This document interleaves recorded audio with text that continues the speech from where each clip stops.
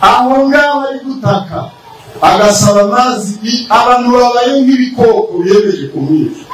Niho yumvishe icyo gupfira umuntu cyane. Atatse ati data ni iki kikunekesheje ukambekera abanyabyaha ngo banyitse urubozo. Aho yari yumvishe icyo gucungura umuntu cyane. Ariko muzi ibyo turi kwiganira aribyo riravuga riti mbega umuntu upfusa yakizwa ate? Amajambo yawe mukiza niyo yonyene y'ubugingo, n'ab'isi bose boguta nzokomeza jana nawe. Neguriye umutima wanje ndetse n'ibyanjye mfise byose, unyobore mu nzira yawe, zibanire nawe mukiza. Amajambo yawe mukiza niyo yonyene y'ubugingo, n'ab'isi bose boguta nzokomeza jana nawe. Neguriye umutima wanje ndetse n'ibyanjye mfise byose, unyobore mu nzira yawe, zibanire nawe mukiza. Senge ongera kugushima data we, izina ryawe rihimbazwe. N'ubwawe bwatumye turamukaho, kumenya kutubwira ibane, utuzanye imbere yawe mwami, tugarura imbere yawe ngo dukirishe ijambo ryawe uhabwe icyubahiro. Natwe turacyatuje imbere yawe ngo utuvugemo kandi twumvise, tubigusabye mu izina rya Yesu. Tunyarukije kubatazi amateka y'uyu munsi n'abayazi bibutse, uyu munsi witwa anniversaire de l'humanité. Ni isabukuru y'umuntu, isabukuru y'inyokomuntu. Mwaba mubizi?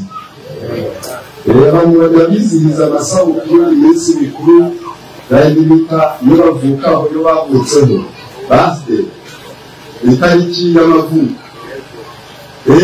Bijya rero bana b'abantu mujye mubimenya, uyu munsi tugezeho witwa uwa nyuma mu minsi y'imirimo, kandi ni umunsi wa gatandatu mu minsi indwi zigize icyumweru cyangwa zigize indwi nyine. Uyu munsi niwo umuntu yaremweho. Amasaha nk'aya Imana imaze kurema inyamaswa kuwa gatandatu, ibindi byose yaremye mu minsi itanu. Uyu munsi Imana yaremye iki? Nuko tudafite umwanya wo kubidodagura, kwa mbere yaremye umucyo, kwa kabiri yaremye ijuru, kwa gatatu yaremye iyi si buno butaka tugenda, imezaho ibiti n'ibyatsi. Kuwa kane imeza ibiva bingahe? Bitatu, biriya zuba, ukwezi n'inyenyeri yaremye kuwa kane. Kuwa gatanu irema ifi zo mu biyaga, irema n'inyoni za hehe zo mu kirere, ariyo ijuru. Ijuru rya mbere ryaremwe kuwa kabiri. Rero niba urimenya uriharura uhereye hano akarenge kanjye kari kunyura hano, nije ijuru rihereye ryaremwe kuwa kangahe?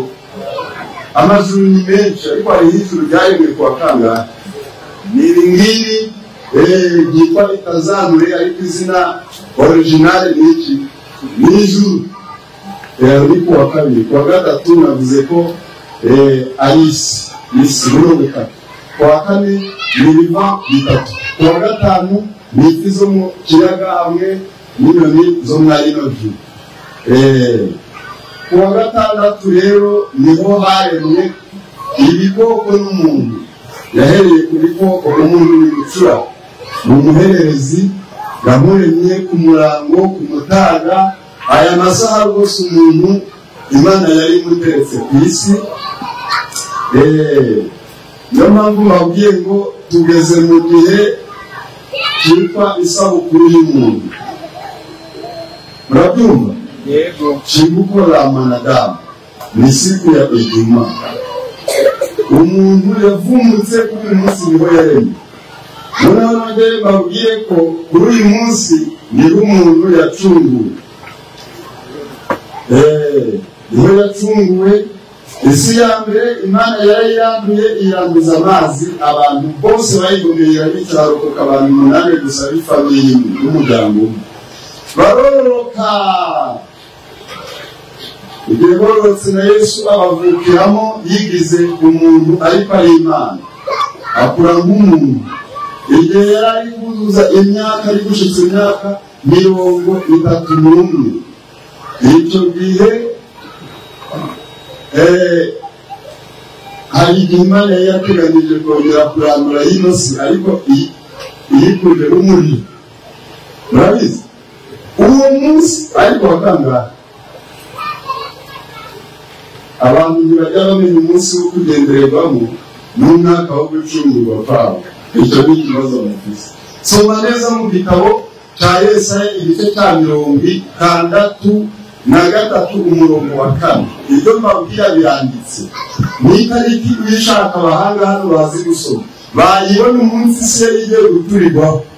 Iyi tariki bayibona umunsi w'ababwiye hari kuwanyuma n'umwaka nawe babwiye n'umwaka wa 33 narimwe uwo munsi Imana yagiye gukuraho yose. Murabizi icyahabaye rero nicyo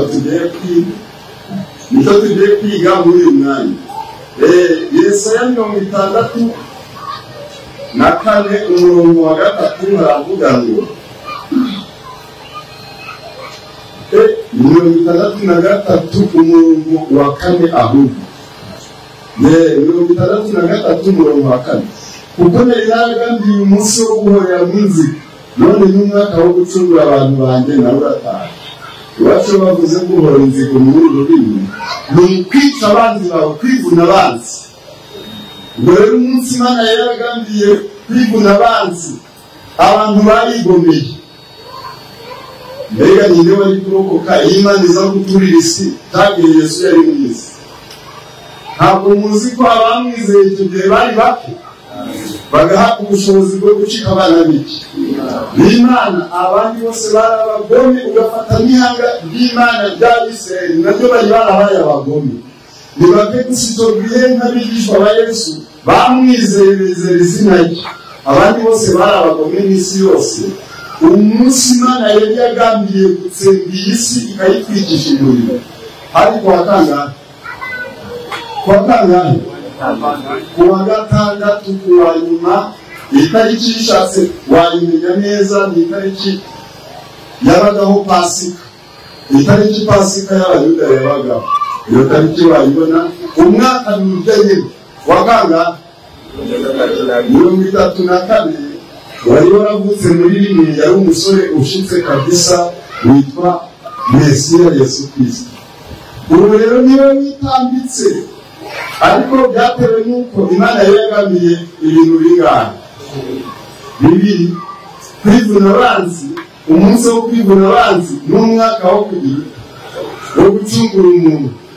Igihe iyo minsi yahuye byagenze bite? Imigambi ikomeye ihuye. Kuko naragambiye umunsi wo guhorera n'inzira, none n'umwaka wo gucungura abantu banjye nawe urataha. Ubwo Imana yahisemo iki n'ibyo bibiri? Ni bihabanye cyane bitandukanye cyane. Hariho kwica no gukiza, byombi yarabigambiriye. Kandi ubwo uri kumwe n'umwana wayo barabigambiriye. Umwana wayo niwe yagiye ati nzamucungura uyu muntu, ntabwo ari uwo gupfa nzamucungura. Inama y'agakiza ibayemo. Umurongo wa 8 noneho icyahisemo ni iki?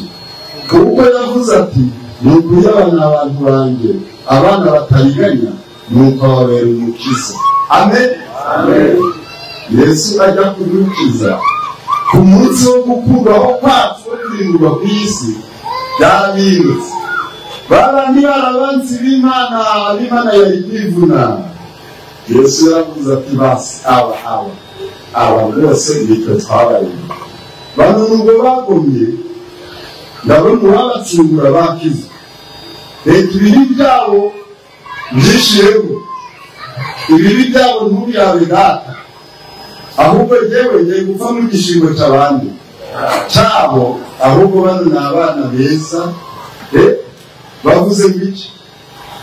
Ajya kubacungura ibigaritano by'ibyaha byabo, ntabwo yabirabye, ahubwo yaravuze ngo ni ukuri aba ni abantu banjye, abana batariganya, nuko babera umukiza, abana bataguye. Babandi bari abagome, bari abagarariji, bari abanzi b'Imana.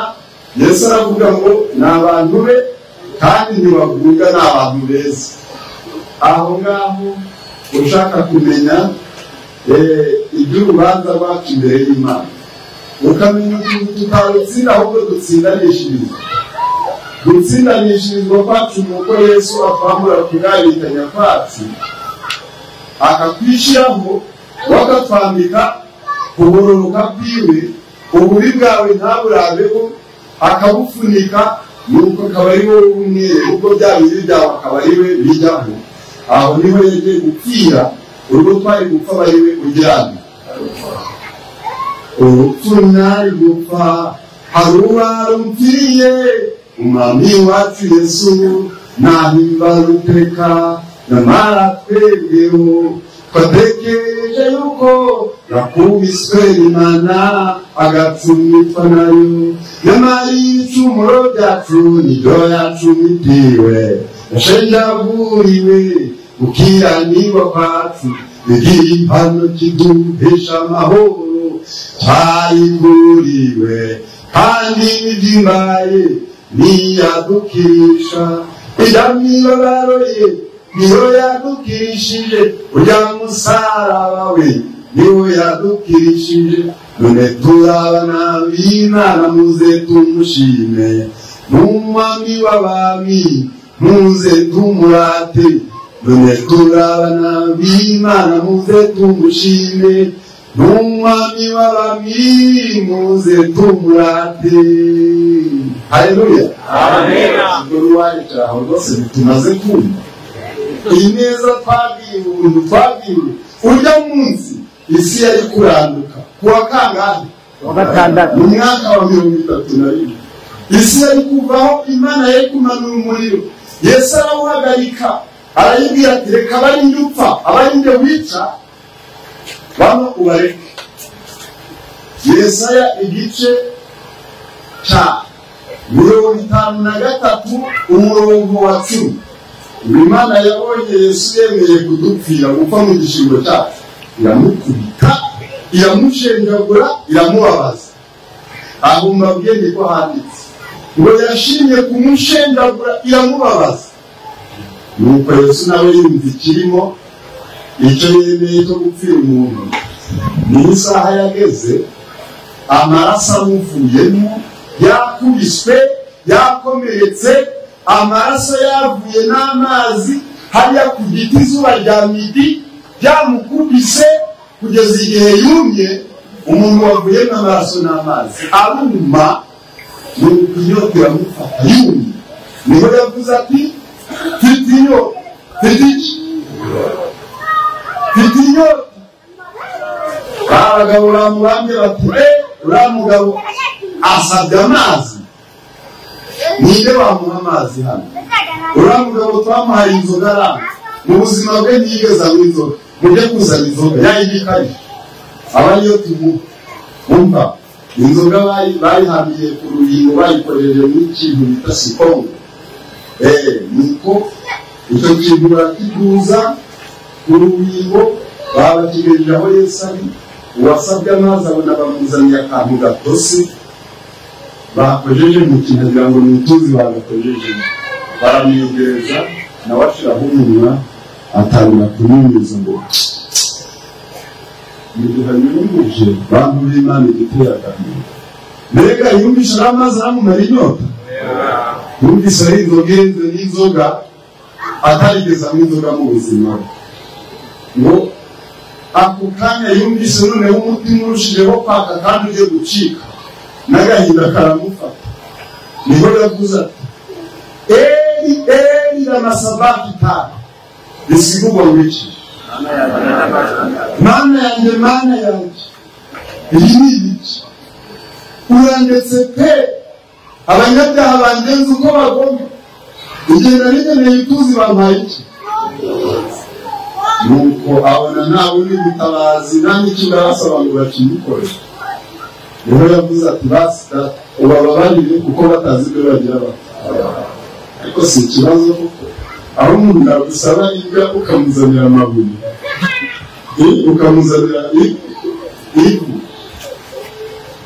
yavuga ati ebana basi nari nshonje ariko ibinzaniye nuko bite nawe Imana iguharire ntabwo uzi ibyo ukora iko byabaye kuri Yesu yasabye amazi bamuha inzoga arabasabira ngo Imana ibababarire aho ngaho niho yayiragije abasigaye babona acuritse iki mu mutwe aba abereye aho ngaho ari gutaka agasaba amazi abantu babaye nk'ibikoko biyemeje kumwica niho yumvishe icyo gupfira umuntu utaricyo atatse ati data ni iki kikunekesheje ukangekera abanyabyaha ngo banyice urubozo aho yari yumvishe icyo gucungura umuntu icyaricyo ariko muzi iyo turi kwiganira aribyo riravuga riti mbega umuntu upfusa yakizwa ate kandi yatsinda ate mbese umuntu upfusa yakizwa ate kandi yatsinda ate umuntu upfusa umuntu upfusa yakira ate kandi yatsinda ate turi kwigana icyigisho cyitwa urubanza iki tuvuze ngo umuntu upfusa igorogota ntabwo twahavuye turacyariyo kuko ariyo umuntu upfusa ashobora gukirira bavuze ngo umuntu upfusa reka tubizane neza mu byumba umuntu wigeze gupfa muri mwe ntapfe gushyira hejuru turebe uwigeze gupfa wagarukiye ku mfiro tubizasi ndabona muri benshi nanjye nageze ku mfiro njyewe napfuye kenshi na nubwo nabiharuye napfuye kenshi hari igihe inzara yageze mu nda navuga ngo napfuye inzara yanyishe tujye sinaripfuye hari igihe imbeho yabaye nyinshi najugunye ndavuga ngo imbeho yanyishe tujye sinaripfuye hari igihe inotsi yageze mu maso inotsi yanyishe icyo gihe sinaripfuye hari igihe narindi kugenda igiti kiba kiramfatira kinkoraho kinshigise icyo gihe naravuze ngo igiti kiranyishe sinaripfuye ibyo nta nubwo nabara ibyo bintu uko bingana sinzi niba ari ibyo gusa byabaye nta muntu wigeze gupfa izo nshuro muri mwe ariko se koko wari kumva uvuze ngo ndapfuye inzara iranyishe imyotsi iranyishe imbeho iranyishe igiti kiranyishe abana uranyishe n'umuntu ugukandagiye uranyishe mu by'ukuri bari kujya guhamagara abantu ngo muzane ibitiyo n'amasuka tujye guhamba umuntu yapfuye none ubwo uri kumva mu mwaka ubupfuye kangahe waharura ntabwo waharura inshuro upfuye uwo niwe muntu upfa ubusa upfa iki naho udapfuye ukavuga ngo ugizeni wapfuye byari kweli ngo iyo bayita kamere y'umubiri cyangwa se umutima wa kamere iki reka kuntu bavanye muri mu gitabo cy'abaroma baravuze ngo umutima wa kamere utera urupfu iyo kamere ntawe utayigira ntawubaho keretse utarabyawe n'umugore n'abaroma 8 umurongo wa 6 umutima wa kamere utera urupfu mu kirundi bavuga ngo umutima wa kamere utera iki iyo ni kamere muntu inzara yakugeraho ngo yizeye mbega gupfa mbega umutesi mbega abatesi uwo niwe bita umuntu upfa ubusa upfa iki upfa ubusa mbega umuntu umeze atyo gukizwa kwe ni gute koko mbega umuntu umeze atyo yahagarara mu rubanza akaburana n'Imana umuntu wese wabyawe n'umugore n'ukamera reka dusome mu gitabo cy'Ibyahishuwe ibice ni icya gatandatu umurongo ni uwa 14. ijuru rikugwaho nk'uko bazinga igitabo cy'umuzingo, imisozi yose n'ibirwa byose bikurwa ahantu habyo. abami bo mu isi n'abatware bakomeye n'abatware b'ingabo n'abatunzi n'ab'ububasha n'imbata zose n'ab'umudendezo wose bihisha mu mavumo no mu bitare byo ku misozi. iyi Yohana yarabyeretswe umunsi wo kugaruka kwa Yesu, igihe ngo iri juru n'ababyeyi rizavaho abantu bose bakamwirabira n'amaso yabo. murabyumva? agiye kugaruka abantu bose bazamubona, n'abari mwumva bazavamo bamurabe, ngo nabo bandi bamuteye icumu mu rubavu nabo bazazuka bagirene bose bamurabe. ngo abami bo mu isi, abakomeye, abatware, abakuru b'ingabo, abasoda bakomeye, bose bazaba bahanze amaso imbere. azabanza avuga ati birarangiye, uwera nagumye, uwambi yagumye yanjye. iyo jwi rizahindisha isi y'ijitsi, isi yose abari mu bituro bose bagenda, maze ngo bose bamenye ko Yesu agiye kugaruka. ngo niya juru mubona rizazingwa nk'umuzingo w'iki, rikurweho buri jisho ryose rirebeye. ngo niko bizaba, maze bano bantu ngo bizagenda bite? bose ngo bazika, bazajyana bihishe mu mavumo no mu bitanda byo ku misozi. mbega bazihisha be kumubona? bazihisha ye kubabona? ntaho kwinegeza hazaba haho. murabyumva? babwiye imisozi n'ibitandara bati nimutugeho, muduhishe amaso yicaye kuri iriya ntebe n'umujinya w'umwana w'intama, kuko umunsi ukomeye w'umujinya wabo usohoye, kandi ntibasha guhagarara adatsinzwe. bizaba bikomeye. icyo gihe hazabaho kuburana, gusamba. igitabo kivuga ko icyo gihe ari ryo herezo ry'urubanza. igitabo Petero avuga ko urwo rubanza rwatanguye bagize na Daniel arabivuga mu buhanuzi. ahubwo igihe cyo kugaruka kwa Yesu avuze ngo birarangiye, nyine azaba arangije iry'urubanza.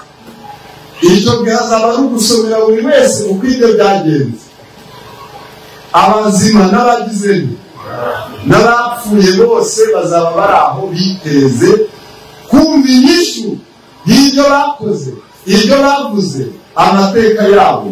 icyo gihe azaba ari ugusomerwa. niho rero ngo bakomeye b'isi bazahinda iki?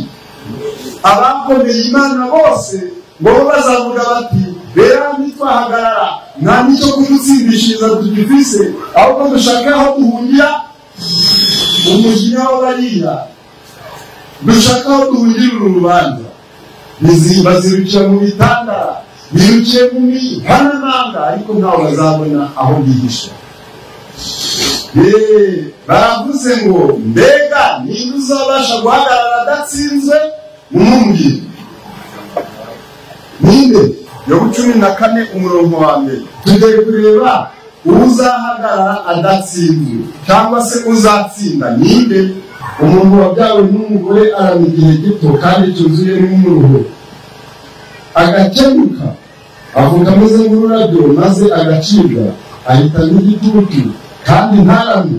mbega nawe umuntu umeze atyo warusha umureba? cyangwa mwanjye wancira mu rubanza? mu rubanza umuntu umeze nka Yobu yajya guhagarara ngo asambe ngo aburane? umeze nka Yobu? Yobu yarakiranirwa? Yobu yari mubi? yari mubi? yatsindwaga n'ibigeragezo? Yobu yarashimwe pe, yari umuntu w'umugororotse, ariko niwe wihamirije ngo ntawe uko yabyawe n'iki ngo mbe wamucira mu rubanza. hepfo yakomeje kuvuga ngo igice cya 9 umurongo wa mbere, ni ukuri nzi yuko ariko biri, ariko se umuntu yashobora ate gukiranuka Imana yashaka kumugisha impaka ntiyabona icyo kwisubiza. Imana ije kumugisha impaka ngo baburane, umuntu ntiyabona icyo yishyura iki. haba na rimwe mu gihumbi n'ijambo rimwe mu majambo Imana ikubajije ari amajambo angahe? Igihumbi. Nta nyishu n'imwe y'ijambo rimwe waba ufise y'ukuri imbere y'iki ngo wishingikirize uti ndewe mwami nakatubonye nshoboye akagosi wakacimira nawe. Uwo ni wowe wabivuze. Ninde uzahagarara adatsinzwe mu rubanza? Umurongo wa 14 na 15. None se niwe wayisubiza? Uwo naniyo. None se niwe wayishyura? Nishakira amagambo yo kuyimuranya, naho naba ndumugororotsi sinayisubiza, sinayishyura. Yobo naho yaba ari umukiranutsi byagirana ntiyahangara, ntacyo afite cyo kwishyura imbere y'iki, ahubwo nayitakira kuko ariyo mucamanza w'iki. Nayitakira, nayisaba imbabazi kuko ariyo mucamanza. Umurongo w'iki gice wa 30 naho baravuze ngo naho nakwiyuhagiza amazi ya sheregi ngakaraba isabune, nabwo yanjugunya mu rwobo, imyambaro yanjye akabizinuka. Umurongo wa 29 niho narigendereye, urubanza ruzansinda. Noneho ndarushwa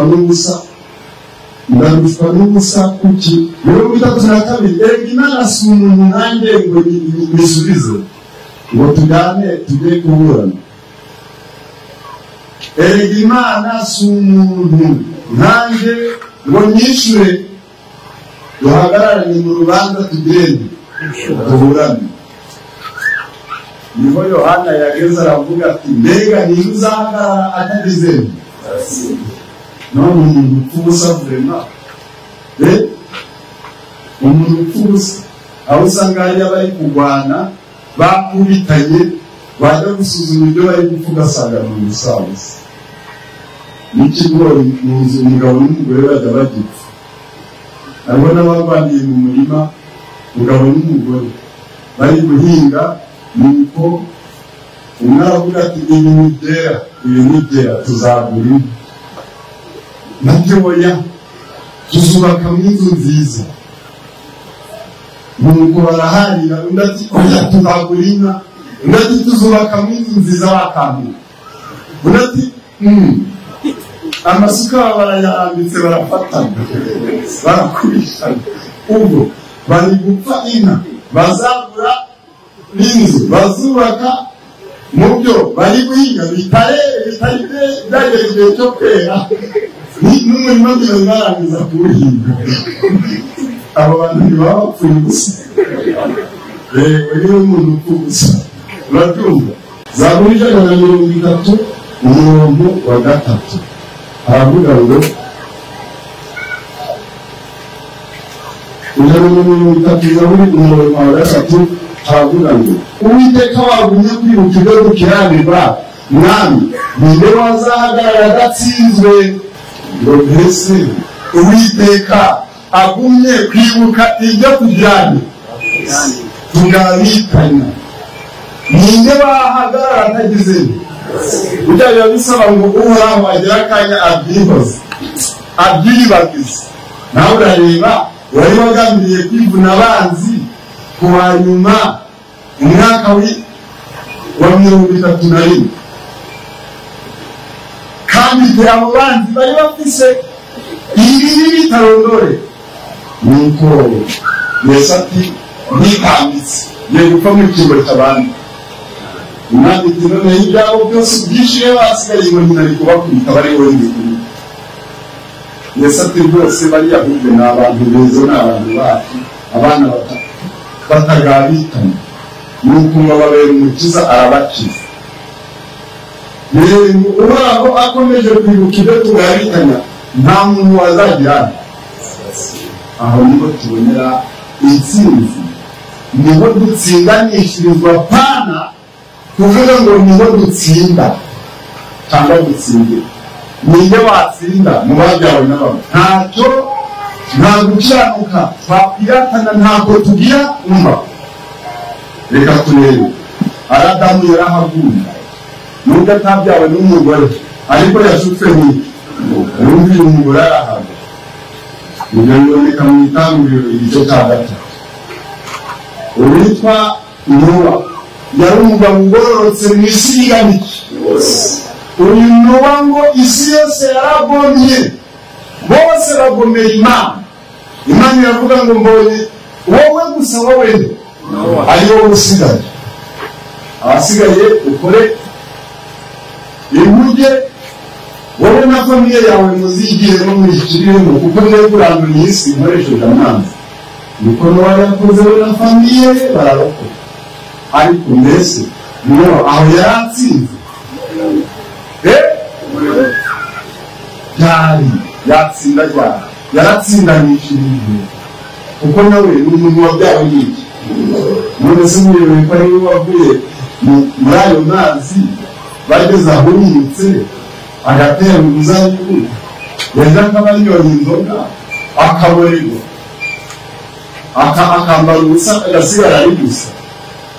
Wa undi washimwe n'Imana. Ese muzi ngo iyo nzoga ko Imana yari kumurinda iyi Imana itamutsindanishije? Cyakora hari ibanga ry'abatsindanishirijwe abantu batazi. Uwatsindanishirijwe hari ukuntu yagwa mu cyaha akagikira vuba vuba, Imana ikakimuvanaho, kuko iryo banga ryo gukizwa kwabo rizwi nabo.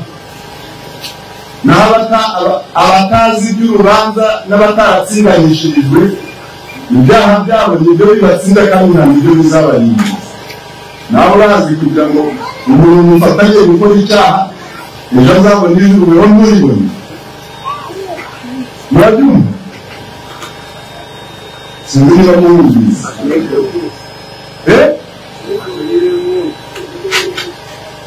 Sawuli yabaye umugome wica kandi akica n'abasenga iki.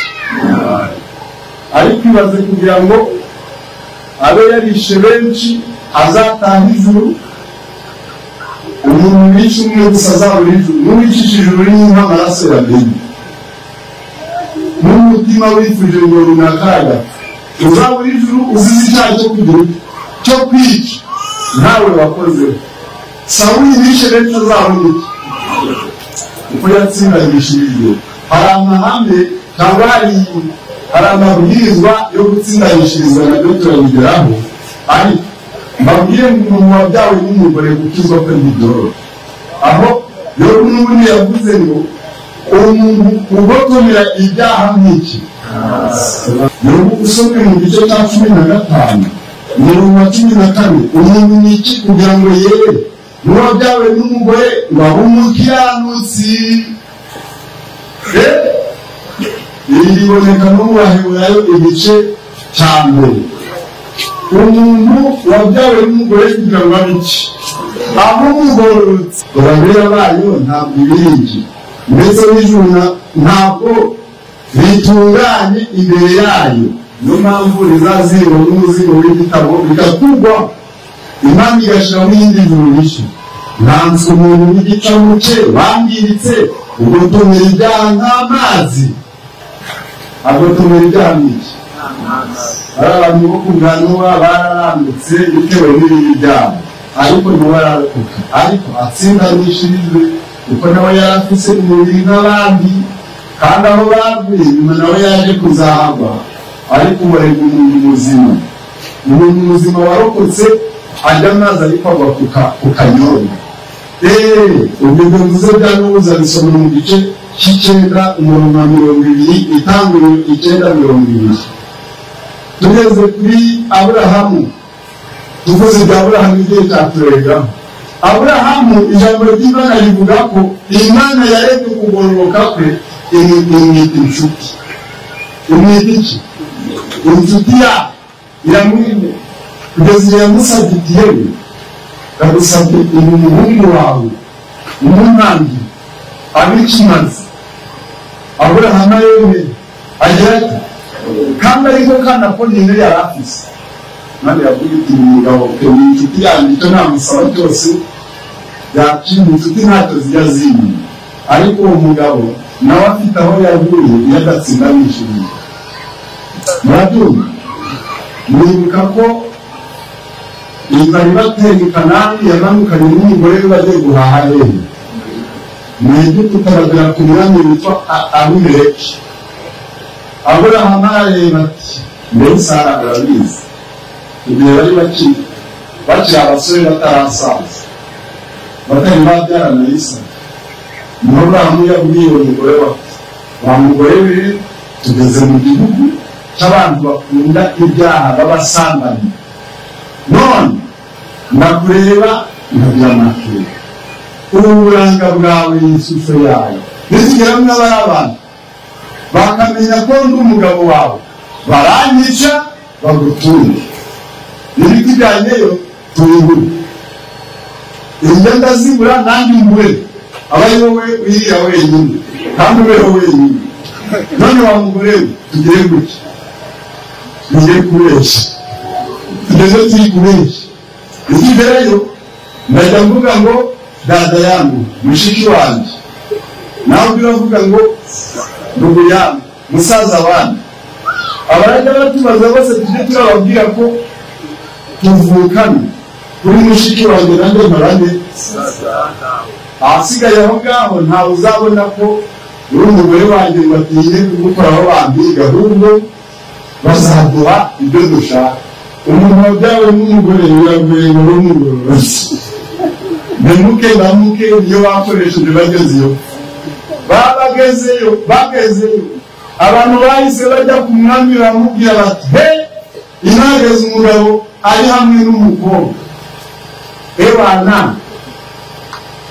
aratubwiye ngo ni mushiki umwami ati mubazana abantu barara umwami ati mbega umukobwa mwiza yewe mugabo ni ibiki mugabo atipfuje guhaha iyo ni mushiki wanjye mushiki wawe mbega umukobwa uyu ni musaza wawe murashonje yewe bofu ebana indya zirahari mura kabisa indya zirahari muze tubihebe murabyumva.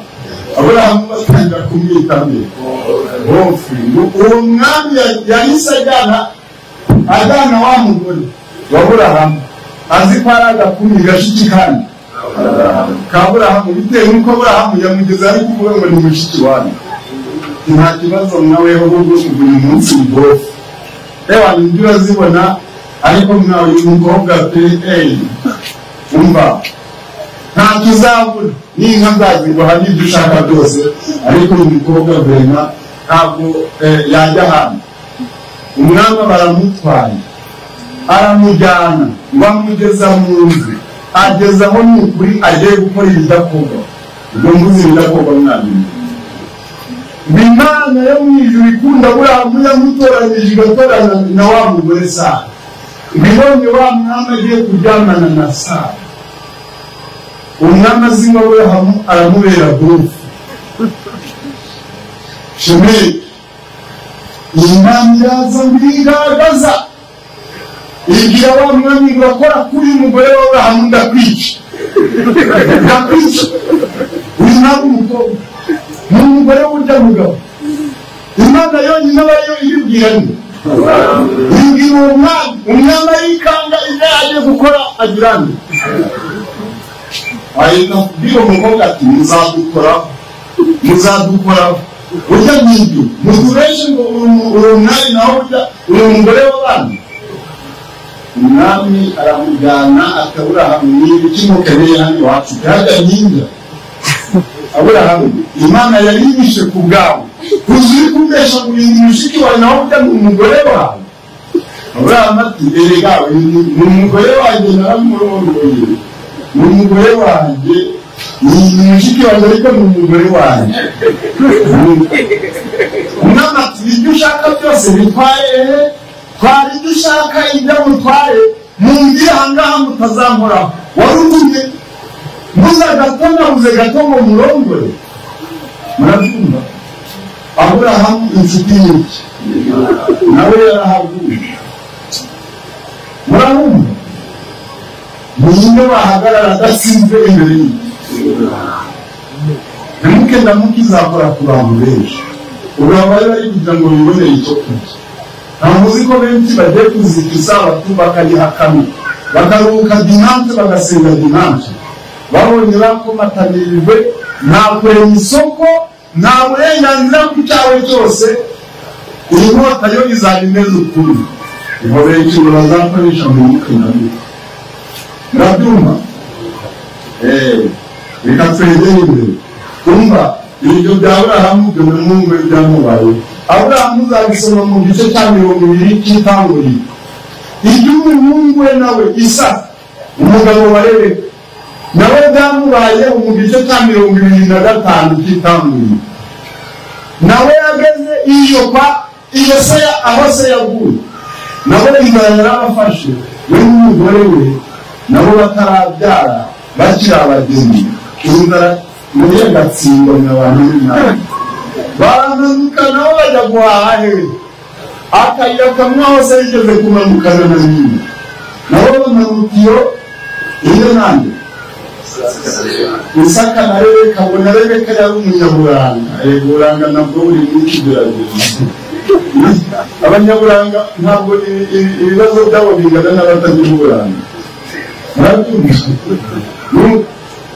aramanuka ngo na Rebeka nawe yari umukobwa wawe ufise ukwasa bikuru y'abagabo bageze iyo umuhungu hari icyo bita heredity ihererekanyamurage hageze biri muri kamere y'umuntu kuko umuntu ajya yibyara tu ingeso yawe umwana wawe niyavukana Isaka nawe ingeso yase ibiyo niwe yumvikanye n'umugore wa iki gihugu ni iki none wa mugore uvuge ko uri umugore wanjye nanjye sinavuga ko uri umugore wanjye ahubwo cyangwa ko uri umugabo wawe ahubwo uvuge ngo uri mushiki wanjye nanjye ndajya mvuga ko uri musaza wawe kugira ngo tubone ibyo kandi batanyica kuko aba bantu ni abasambanyi banyica bakagusigarana murabyumva ko hari nawe iby'umwana na se murabyumva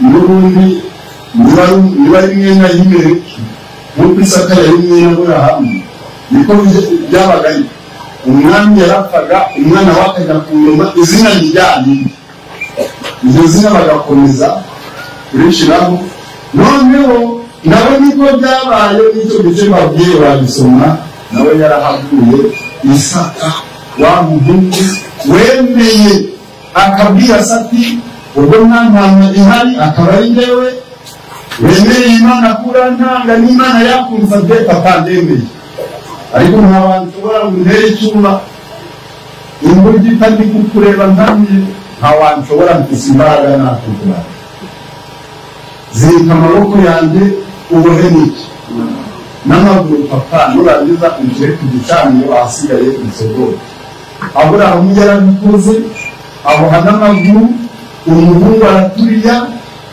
umuzeyi afata imbugita arayimanura icyajije neza arazana ngo akubigiye hano ku gakanu k'umuhungu umuhungu yemye niho marayika yaje afata ukuboko kwanyu kwa Aburahamu yaragejeje ahangaha abo bantu bagororotse Aburahamu n'umuhungu we bari bagororotse cyane ariko nimba ahantu bavuye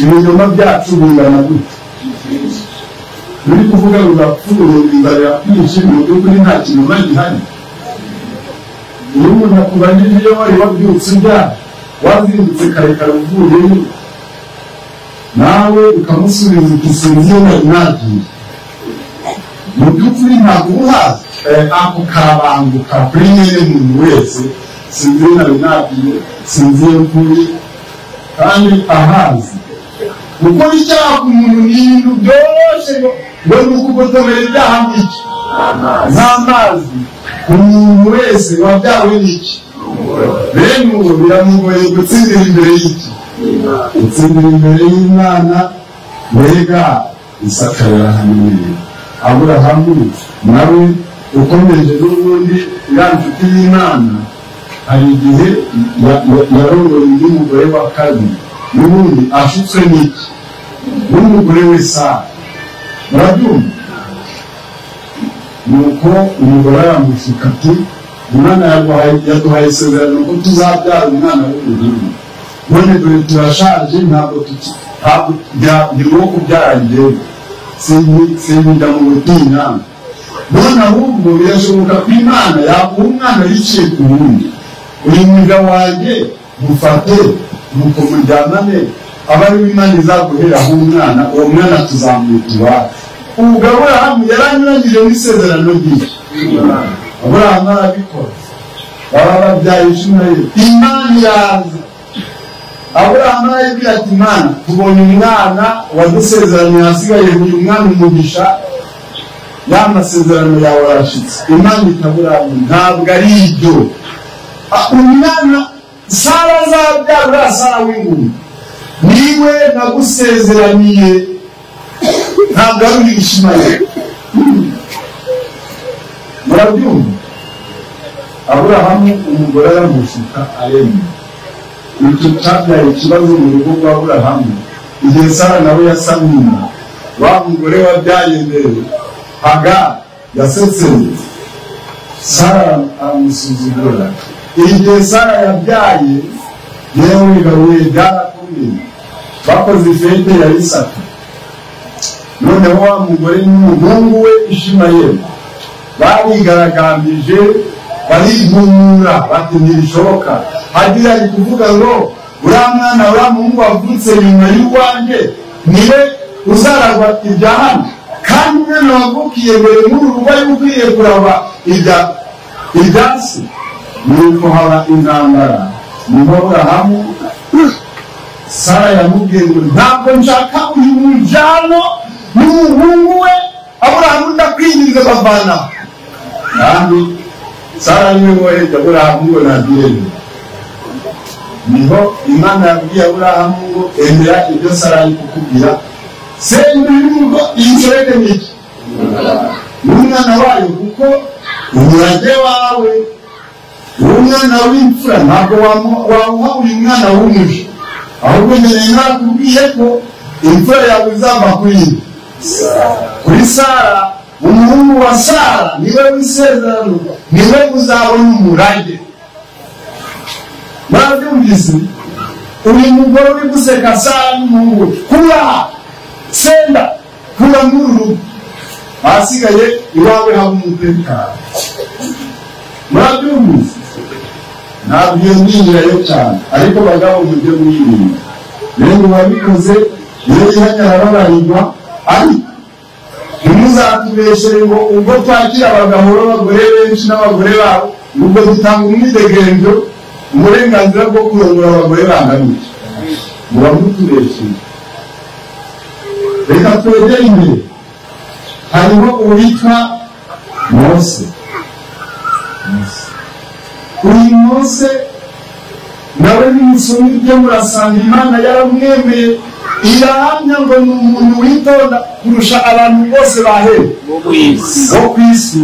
Imana iramutoranya aba ari we iyiha ubugabe bwo kurongora ihanga ry'Imana, abavana mu Giputa bajyana hehe. Ariko umunsi umwe Mose bamuserereza bakamubabaza, inyota yabafatiye mu bugaragwa, bari kumubaza bati koko tubonye amazi hepfo dupfuye twishwe n'inyota. Imana yabwiye Mose iti fata inkoni yawe ujye kwa cya gitanda ugikubite, urabakuriramo amazi, urabona amazi adutubije. Aba bantu babona iki? Babona amazi yo kunywa. Mose ngo bari bamutesheje umutwe, arababwira ati mwegere hino tujye hariya kwa cya gitanda. Baragenda bageze kuri cya gitanda, Mose arabihinduka abwira iteraniro ati mwabagome mwe, muzi ko nabasha kubakurira amazi muri iki gitanda? Mwabagarabije mwe, muzi ko nabasha kubakurira he? Mose barakubise moya mbi kandi gitanda kibakiza niki amazi aradudubiza bose bumva ko Mose afite ububasha bwo kubakurira amazi ye. Ubwo nawe imvugo yakoresheje ni yuko yabasha kubakurira amazi mu gitanda, ariko siwe wari ufise ubwo bubasha, ahubwo Imana niyo yari bumuhaye. Waba yaravuze ati n'abantu muri kugomera Imana muzi ko Imana yabakurira amazi ye. We yaravuze ngo njyewe nabasha kugira bigaza Imana ngo icyo ni cyubahiro cy'Imana. Mose yari yatse Imana ajyanye akishyiraho Imana ibona isuzugura imbere yabo bantu. Imana ibona nta muntu n'umwe uramenya ko ariyo ibahaye iki, ahubwo ko bose barajya babona ko Mose ari agatangaza kuko yababwiye ngo yabasha kubakurira amazi ye. Icyo cyatumye Imana ibabara ishavura ibwira Mose ngo ntabwo ikigeze he aba bantu ngo kibashikije i Kanani. Mose ngo yinginga Imana kangahe ibwira ati Imana mbabarira naracumuye ko, ariko reka aba bantu zabageze he. Iyo sengesho Imana yabwiye Mose ngo ntibongere gusenga gutya, sinongere kumva uvuze utyo, wowe uragwa hano ntuzagera he.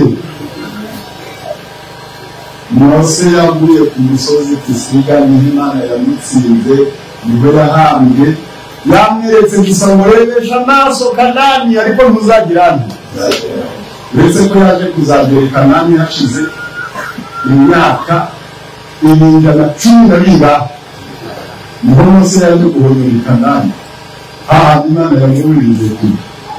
Yaje kuhahonyora amaze imyaka myinshi mu ijuru. Ni ku munsi umwe na Eliya baratembera baza gusura Yesu n'abigishwa be i Kanani. Bahonyora i Kanani ahandi Mose Imana yamubujije. Ahagerana na Eliya nta nubwo bahatevye, baciye basubira mu ijuru, ariko Imana ikuntu bitangaje. Mose agerayo ari uko avuye he. Ibyo mvuga byanditse muri Matayo 17 uhereye ku murongo wa mbere. Niho Mose yabonye i Kanani, ariko avuye he? Avuye muri Kanani. Waciye ibingana n'ingahe? 15. Yumva y'imyaka mike, ariko Imana imwangira kujyana Abisirayeli i Kanani bitewe n'igicumuro. Ninde wabyawe n'umugore watsindira imbere y'Imana? Ninde? Ni wowe, ni jewe, n'ababwiriza. Uretse mbere n'ababwiriza bari ahangaha, usomye mu gitabo cya Yakobo ibice 3 ku murongo wa mbere, aravuga ngo abantu bafise urubanza kurusha abandi bose ngo ni abasiguzi. Abaki Egiputa umeze ugutwi.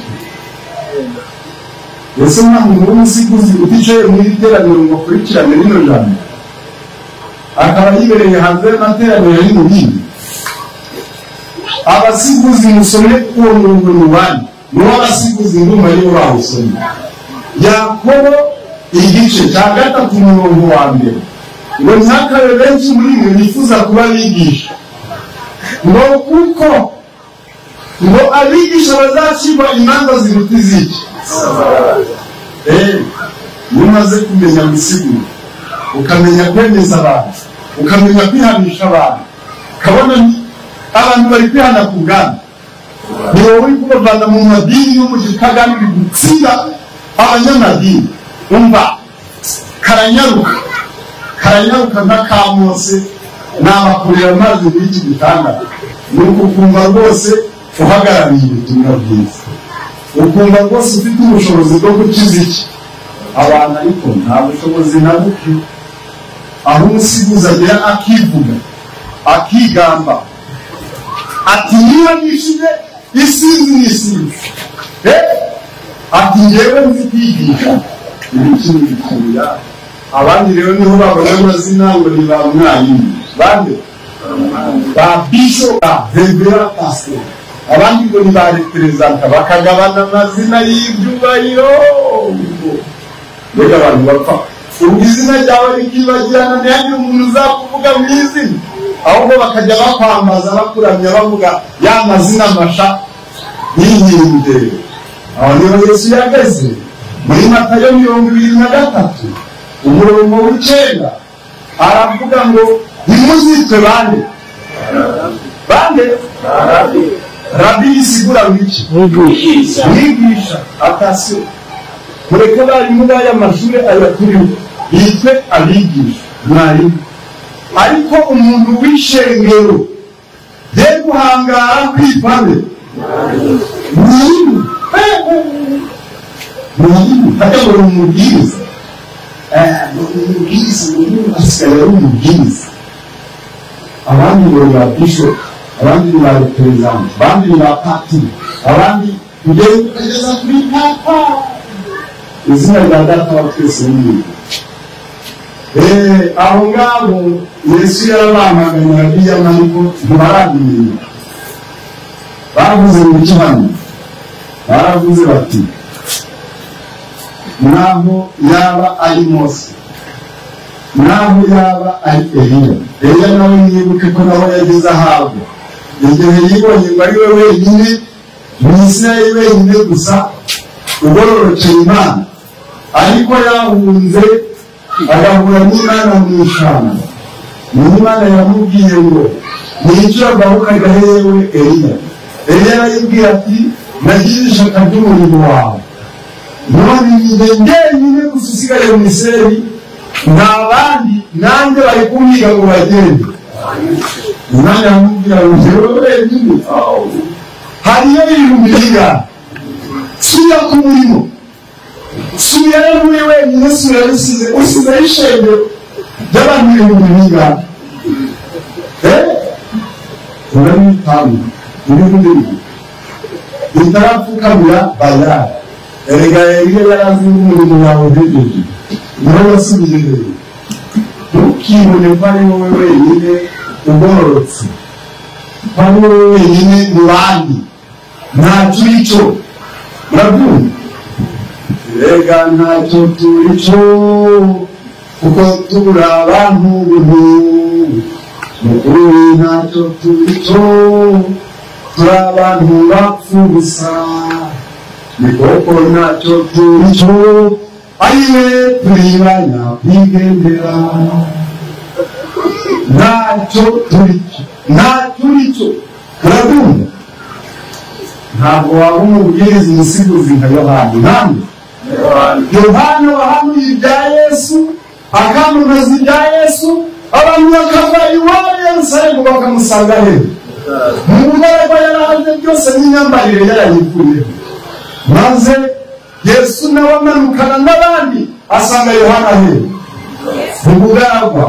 Yesu ahingutse Yohana aramutahura, niho yabwiye abantu bose ati wowe nababwiraga nguyu ninde? Nguyu niwe mwagazi w'Imana ukura n'ibyaha byinshi by'abari mu isi. Maze Yesu ati wamenye kabisa, noneho rero batiza, shyira mu mazi mbatiza. wowe wamenye n'ububasha ufite, wavuye mu ijuru ugenda uba hasi mu busa. Ntabwo nawe ahubwo ni wowe ugiye kujyana. Yesu aca bugufi rwose aramubwira ati emera ugirene, urebe uko kwicisha bugufi kwa Yesu.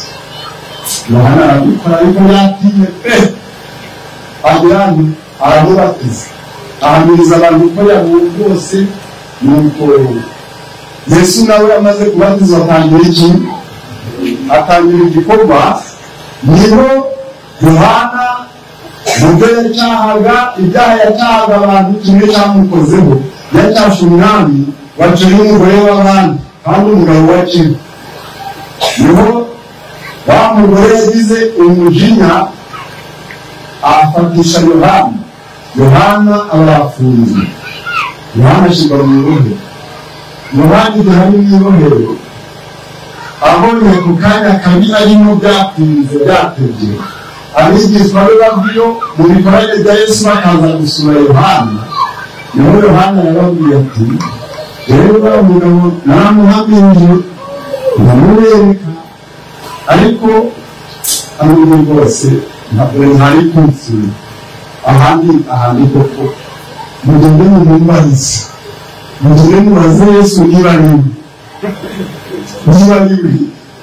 ariwe koko nahamije twategereje uzatuzanira iki agakiza kandi ababwire niba atariwe dutegereze nikumva icyo hariya yarakeneye aho ari iki yarakeneye ngo Yesu amusure nawe kandi nkahagira wenda aramuvugira cyangwa se ububasha bwa cyami Yohana agira ati afungurwe nibwo rero Yohana yatumye abigisha ariko twabageze kuri Yesu bati mwami bamugabo aguye nabi mwibohero ariko aradutumye ngo tukubaze niba ari wowe cyangwa niba atari wowe ngo dutegereze n'umvuga ese ntabwo yari azi ko ari we ariko akanya karageze akanyamubiri nuko aramutekeranya Yesu yavuga ngo bati mugende mumubwire ngo ibyo byabaye byose mumuhamirize ko uba hano uko yahanuye ibyo nkora byose kandi ngewe baragenda babwira Yohana ariko Yohana we icyo yarategereje ngo aramuhoga yaramuhuye byashoje aciwe igihanga kuko mu magambo Yesu yamwishuye yarababwiye ngo mumubwire ngo hahirwa uwijyanye bitazagira bitazogusha basi banayumva ko akwiye gushikama ntabwo kugeza igihe yagiye mu mubiri uwo mugabo nawe yarabyawe n'iki uwo byawe n'umugore wese agira akanyamuriro kakanyaruka ni ugutsindanishirizwa ntabwo ari ugutsinda murabyumva rero ugiye uvuze ibya Pawulo igihe cyandengaho Pawulo ariwe Sawuli byageze igihe wavuga ati nifuza gukora icyiza ikintu kikantanga hehe uwo niwe wavuze ati ubwoko bw'ibyo mpora mpfa uko bukeye ariko ubwo rupfu rwe ntari bahuriyeho ko ifamili yose n'inzara ngo ndapfuye ahubwo we gupfa uko bukeye nuko yahoraga yihana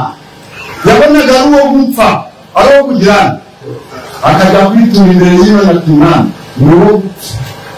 ni uwo gupfa kubw'ibyaha byanjye buri gihe uko bukeye nuko yakora rero umuntu wituriye Imana gutyo ntimwica igihe Petero yihakana Yesu ngo yababaje Yesu cyane umugabo wabanye na Yesu akamubwira ko nenda gupfa nenda kubambwa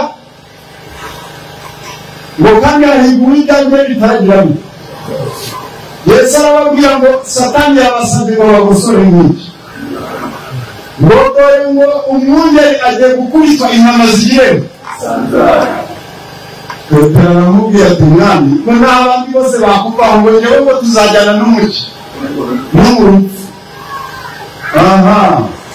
igihe Yesu bamufashe batangiye gukubita Petero niwe avuze ati mwami bano reka tubatere inkota Petero se yasimbutse umwaka baramutema amuca umutwe Yesu aramuhagarika ati Petero subiza inkota hehe urugamba turimo sura Petero arumva abona ibyo kurwanira Yesu biranze icyo Petero yatangiye gukora ni ukugenda ikinyumanuma ava hafi yabo ariko ubona baraha abandi bigishwa bose baribirutse Petero wari intwari ngo arwanire Yesu amubujije kurwana nawe ati aha twahashira nawe agira ati ajya ahantu abahaye intera nuko tugaracungana nabo bayobe barajyana Yesu ngo bwari bwije yabona bamurengeje hariya inyuma y'iriyanze akabona kugenda agakurikira bareba aho bamugeze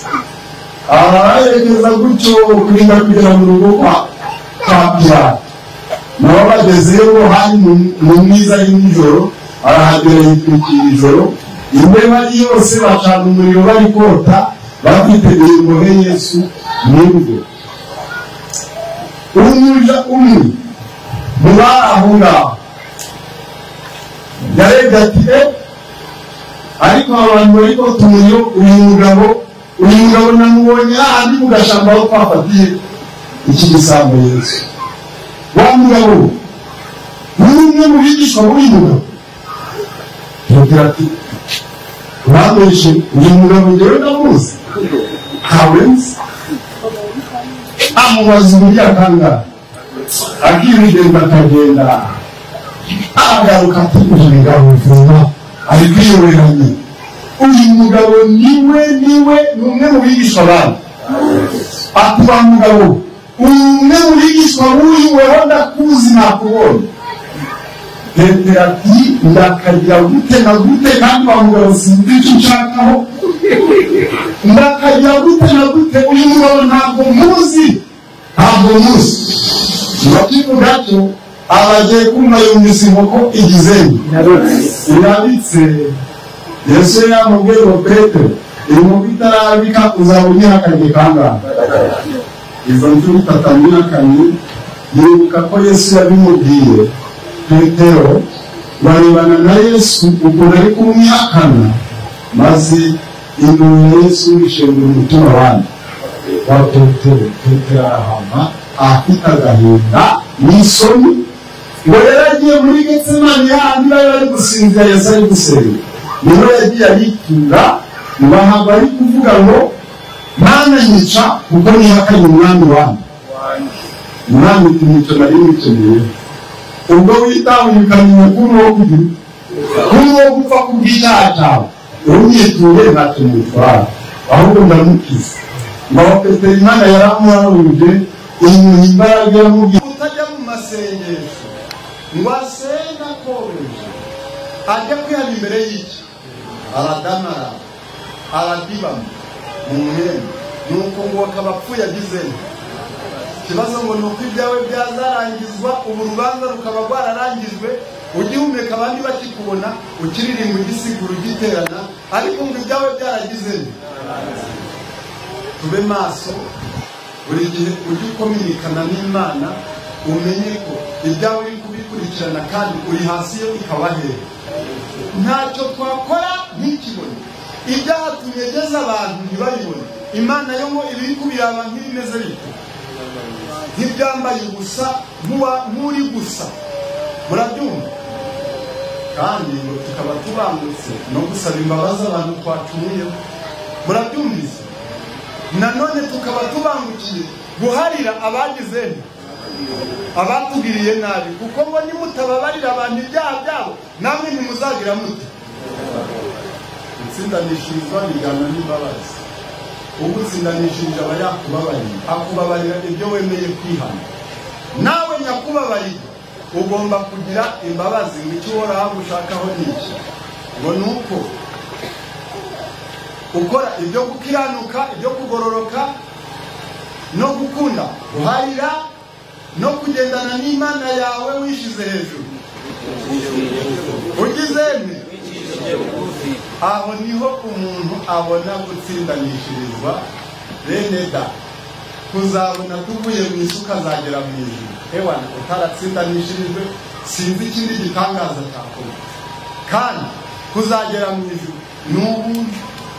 Ni lifti niki? Ni lifti. Mureke bonasi y'agakiza bonisi y'agakiza twaboneye Karuvari kuwa nyuma mu mwaka wa 31 kwe kuyipfusha ubusa. Amajambo yawe mukiza niyo yongereye ubugingo n'abisi bose boguta nzokomeza njyana nawe neguriye umutima wanjye ndetse n'ibyanjye mfise byose unyobore mu nzira yawe zibanire nawe mukiza. Amajambo yawe mukiza niyo yongereye ubugingo n'abisi bose boguta nzokomeza njyana nawe neguriye umutima wanjye ndetse n'ibyanjye mfise byose unyobore mu nzira yawe zibanire nawe mukiza.